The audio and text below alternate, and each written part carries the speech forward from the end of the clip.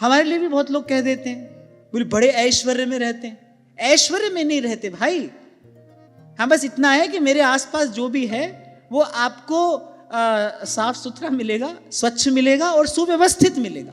अब मैं ये तो नहीं कह सकता आकर देख लो, जिन्होंने देखा है उनसे पूछ लो। कोई ऐसी विशेष वस्तु वहां पर नहीं, यहां पर लेकिन जो है वो व्यवस्थित है, सुनिश्चित अपने स्थान पर रखा है। ऐसा रखा है कि मैं अंधेरे में भी ढूंढना चाहूं तो ढूंढ सकता हूं। मैं कहीं बाहर अगर कभी मुझे जाना पड़े और मुझे पीछे से किसी वस्तु की आवश्यकता हो तो मैं इनको फोन करके कहता हूं कि जाओ अमुक स्थान पर, अलमारी में अमुक स्थान पर ये वस्तु रखिए, निकाल कर दे दो। और ये मेरे स्वभाव में है, ये मेरे व्यक्तित्व का एक अभिन्न अंग है। ऐसे ही रह सकता हूं मैं और ऐसे ही रहूंगा। कहने वाला व्यक्ति कह देता है ऐसे थोड़ी रहते हैं संत। अब तुमको हमको भाई संत मानो मत मानो, वैसे भी आपके प्रमाण पत्र का कोई बहुत अधिक मूल्य है नहीं।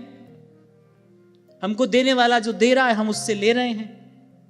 ये मेरी उनकी बातें हैं, या मैं जानूं या वो जाने। आप बीच में आए कहां से, है ना। को निंदत को बंदत वृथा वकत बहु तेरे।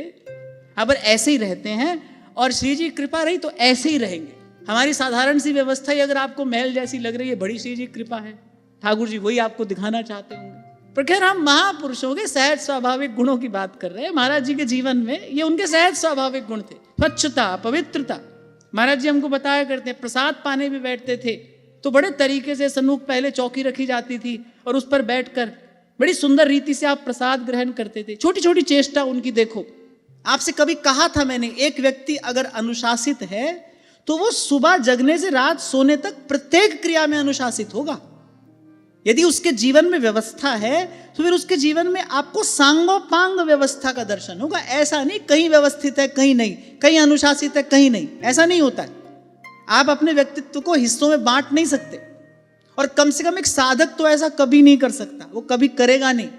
तो जैसा है वैसा है, सबके सामने है।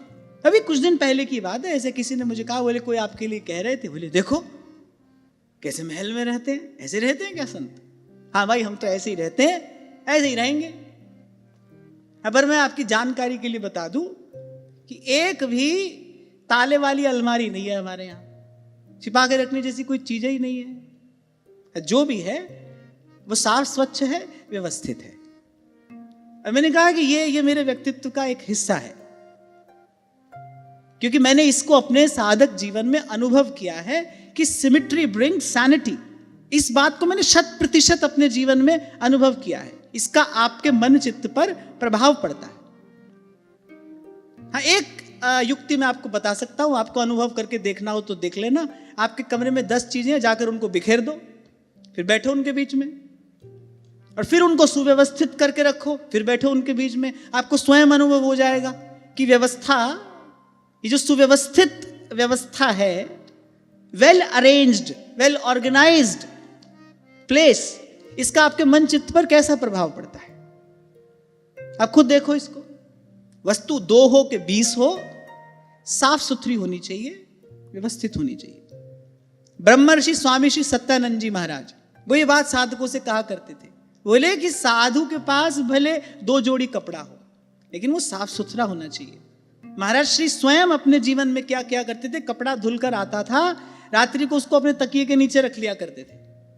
उसकी सिलवट कम हो जाती थी, फिर उसको धारण करते थे। ऐसे बहुत महापुरुषों के जीवन में मैंने देखा, सौंदर्य के प्रति एक बोध होता है, एक सात्विक सौंदर्य के प्रति एक सहज बोध होता है उनके जीवन में।